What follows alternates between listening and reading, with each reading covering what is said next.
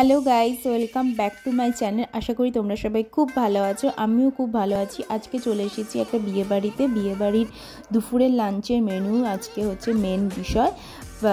দেখো, ফার্স্টে গায়ে হলুদ হয়ে গেল, তারপরে চলে গেছি দুপুরের খাবার দাবার খেতে। তারপর ফার্স্টে আসলো প্লেট, তারপরে সাদা ভাত আর পেঁয়াজ ধনেপাতা দিয়ে পাতলা মুসুরির ডাল দিয়ে ভালো করে ভাতটা মেখে নিয়েছি। তারপরেই চলে আসলো ঝুড়ি ঝুড়ি আলু ভাজা। এটা দিয়ে কিন্তু খেতে কিন্তু দারুণ লাগছিল। আর ডালটা এত ভালো হয়েছিল, দারুণ হয়েছিল, পুরো বাড়ির মতো রান্না হয়েছিল।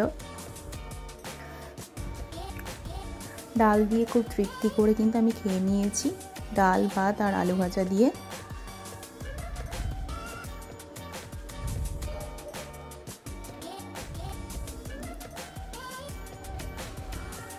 দেখো, এই ডাল আলু ভাজা দিয়ে খেতে না খেতে চলে এসেছিলো আলু ফুলকপি ধনেপাতা দিয়ে তরকারি। আবারও একটু চিপস দিয়ে ডাল দিয়ে আলু ফুলকপি তরকারি দিয়ে খেয়ে নিচ্ছিলাম।